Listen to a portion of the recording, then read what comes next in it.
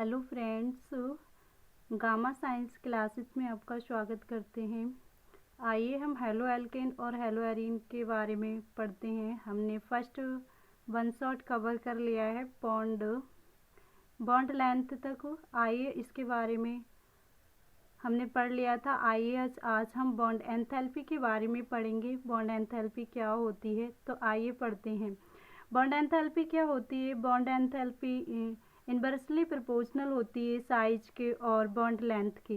Bond enthalpy जो होती है इन्वर्सली प्रोपोर्शनल होती है बॉन्ड लेंथ के और साइज के। जैसे जैसे हम साइज को इंक्रीज करते हैं वैसे वैसे बॉन्ड लेंथ जो होती है वो भी इंक्रीज होती है। जैसे जैसे हम साइज को इंक्रीज करते हैं बॉन्ड लेंथ इंक्रीज होती है, लेकिन बॉन्ड एंथैल्पी जो होती है वो डिक्रीज होती जाती है।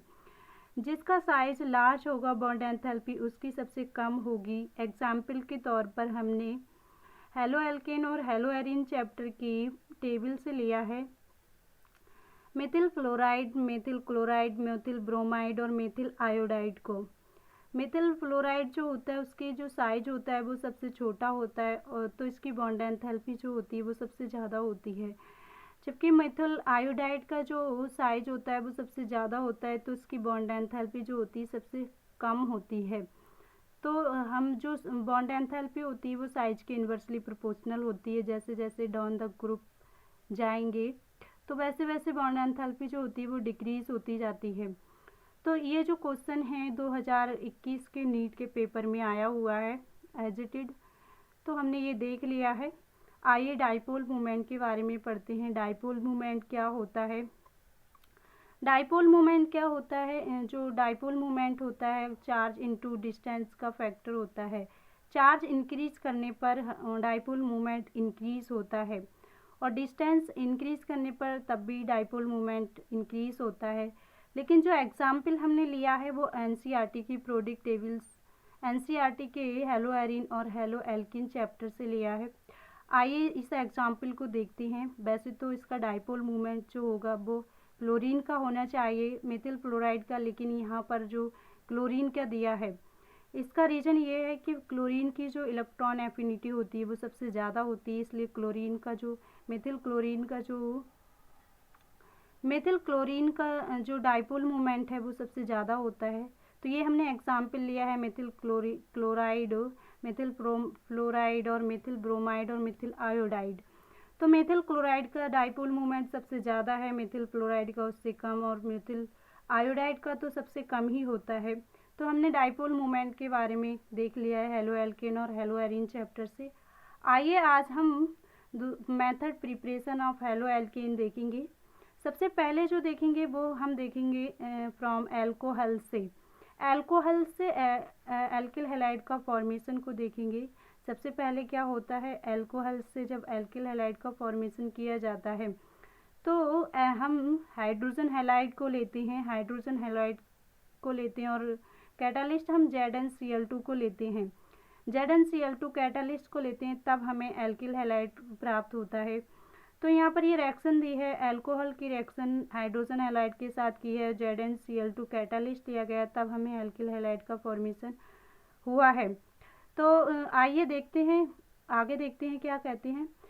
1 डिग्री और 2 degree alcohols with HCl presence of catalyst ZnCl2। जब वो 1 डिग्री एल्कोहल्स हो और सेकेंड डिग्री मतलब 2 डिग्री एल्कोहल्स हो तो उसके साथ में हम ZnCl2 कैटालिस्ट का यूज़ करते हैं। अगर 3 डिग्री एल्कोहल्स हो तो उसके साथ में हम ZnCl2 कैटालिस्ट का यूज़ नहीं करते हैं। तो वहाँ पर हम कंसनट्रेटेड HCl और एट रूम टेम्परेचर पर लेते हैं, तब हमें एल्किल हैलाइड का फॉर्मेशन प्राप्त होता है। आइए आगे देखते हैं हम, और भी मेथड्स हैं इसके। तो ये आगे देखते हैं, आगे देखेंगे जो हमारा हेलो एल्केन जो हेलोजन मतलब यहाँ पर जो एल्कोहल्स है उसकी रिएक्शन हम NaBr के साथ और H2SO4 के साथ कराते हैं, तब भी हमें एल्किल ब्रोमाइड प्राप्त होता है। इसके बाद अगर एल्कोहल की रिएक्शन हम फास्फोरस ट्राइक्लोराइड के साथ कराएंगे तब भी हमें क्या एल्केन प्राप्त होगा, और हेलो एल्केन प्राप्त होगा, और हमें आर्थोफॉस्फेरिक एसिड यानी कि फास्फोनिक एसिड का फॉर्मेशन होगा यहाँ पर। अल्कोहल की रिएक्शन हम फास्फोरस पेंटाक्लोराइड के साथ कराएंगे, तब हमें एल्किल हैलाइड का फॉर्मेशन होगा और फास्फोरस ट्राइक्लोराइड का फॉर्मेशन होगा। अल्कोहल्स की रिएक्शन हम रेड फास्फोरस के साथ कराते हैं आयोडीन से और ब्रोमीन से और क्लोरीन के साथ कराते हैं, तब हमें डायरेक्ट एल्किल हैलाइड का फॉर्मेशन प्राप्त होता है। आइए आगे देखते हैं हम SOCl2 थायोनिल क्लोराइड के साथ। अल्कोहल की रिएक्शन जब हम थायोनिल क्लोराइड के साथ कराते हैं तब हमें प्योर एल्किल हैलाइड का फॉर्मेशन प्राप्त होता है। थायोनिल क्लोराइड के साथ जब हम कराते हैं तो इस प्रोसेस को डार्जेंस प्रोसेस कहते हैं, ये बहुत ही इम्पोर्टेंट है। इसके साथ थायोनिल क्लोराइड के साथ कराते हैं तब यहाँ पर प्योर एल्किल हैलाइड का फॉर्मेशन होता है और SO2 और HCl गैस के रूप में इन्वायरमेंटल में निकल जाते हैं। आइए order of reactivity of alcohols with A given hello acid की टर्सरी एल्कोहल की सबसे ज़्यादा होती है, टर्सरी एल्कोहल की सबसे ज़्यादा होती है, सेकेंडरी एल्कोहल की सबसे कम और उससे सबसे कम प्राइमरी एल्कोहल्स की होती है। इसके बाद आज हम दूसरा पढ़ेंगे, तीसरा मेथड पढ़ेंगे फ्रॉम हाइड्रोकार्बन से। तो एल्केन से बाय फ्री रेडिकल हैलोजनेशन से। फ्री रेडिकल हैलोजनेशन से क्या होता है कि हम एल्केन की रिएक्शन क्लोरीनेशन लाइट की प्रेजेंस में कराते हैं या ब्रोमिनेशन लाइट की प्रेजेंस में कराते हैं, तब हमें एल्किल हैलाइड का फॉर्मेशन प्राप्त होता है। आइए आगे देखते हैं, एल्कीन से और भी रिएक्शन है तो आगे देखते हैं, ये हमने पढ़ लिया। सेकेंड रिएक्शन है एल्कीन से एडिशन ऑफ हाइड्रोजन से या हाइड्रोजन हैलाइड से। हाइड्रोजन हैलाइड से तब करते हैं तब भी हमें एल्किल हैलाइड प्राप्त होता है। एल्कीन की रिएक्शन हाइड्रोजन हैलाइड के साथ करते हैं तब भी एल्किल हैलाइड प्राप्त होता है। सबसे पहला रूल है जो मार्कोनिकॉफ रूल। मार्कोनिकॉफ रूल क्या कहता है कि अनसिमेट्रिकल एल्कीन की रिएक्शन हम HCl या हाइड्रोजन क्लोराइड के साथ कराते हैं तो नेगेटिव पार्ट यानी कि नेगेटिव पार्ट वहाँ अटैच होता है जहाँ पर हाइड्रोजन की जो नंबर है वो लेस हो। तो यही कह रहे हैं मार्कोनिकॉफ का rule, negative part will go that double bond carbon atom which has less number of hydrogen atom.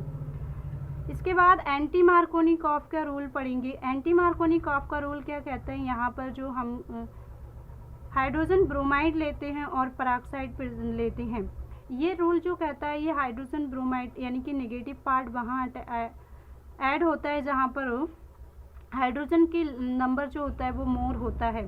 तो negative part will be that go carbon atom has more hydrogen atom.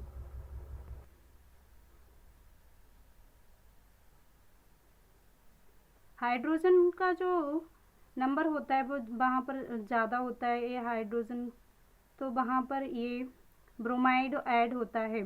तो इसीलिए ये कहा गया negative part will go that carbon atom has more number of hydrogen. तो ये anti Markovnikov का rule कहता है। एग्जाम्पल के रूप में हमने प्रोपीन लिया है, हाइड्रोजन ब्रोमाइड लिया है, पेरोक्साइड प्रेजेंस है, तो ये वहाँ पर ऐड है जहाँ पर हाइड्रोजन का नंबर ज़्यादा है। आइए आगे पढ़ते हैं। Addition of halogen. Addition of halogen में क्या करते हैं, एडिशन करते हैं हैलोजन का, जैसे ब्रोमीन का एडिशन करते हैं, कार्बन टेट्राक्लोराइड लेते हैं और इसमें बिस्नल डाइहैलाइड का फॉर्मेशन होता है। बिस्नल डाइहैलाइड का फॉर्मेशन होता है। ये मेथड जो होता है इसमें डबल बॉन्ड का को डिटेक्टेशन के लिए किया जाता है। तो आइए आगे पढ़ते हैं।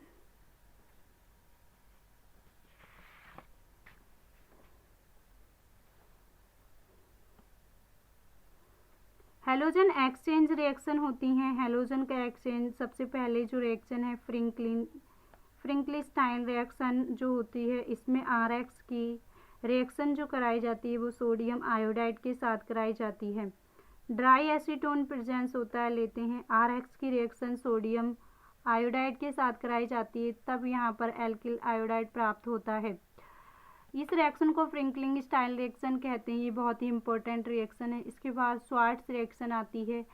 स्वार्ट्स रिएक्शन में क्या होता है कि एल्किल एल्किल हैलाइड की रिएक्शन किसी भी मेटल फ्लोराइड के साथ कराते हैं तब हमें एल्किल फ्लोराइड प्राप्त होता है। तो इस रिएक्शन को भी एल्किल हैलाइड बनाने की प्रिपरेशन है, यानी कि मेथड है। ये रिएक्शन भी एल्किल हैलाइड बनाने का मेथड है। यहाँ पर AgF, Hg2, F2, COF2 और SbF3 लेते हैं। इसके बाद प्रिपरेशन ऑफ हेलो एरीन्स में बेंजीन रिंग्स की क्लोरीन के साथ रिएक्शन करते हैं और FeCl3 यानी कि फेरिक क्लोराइड लेते हैं, तब यहाँ पर क्लोरोबेंजीन का फॉर्मेशन होता है।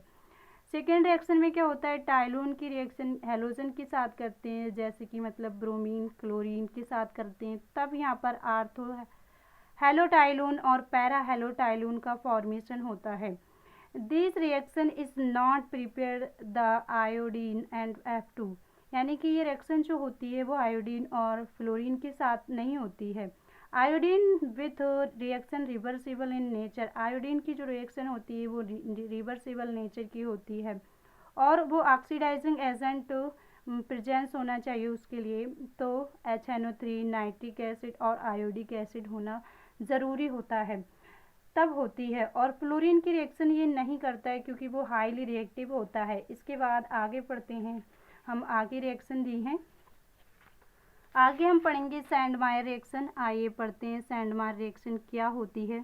सैंडमायर रिएक्शन में क्या होता है कि एनालिन की रिएक्शन हम सोडियम नाइट्राइड के साथ सोडियम नाइट्राइड के साथ कराते हैं HX यानी कि हाइड्रोजन क्लोराइड या ब्रोमाइड या आयोडाइड के साथ कराते हैं, तब हमें डाइएजोनियम साल्ट प्राप्त होता है।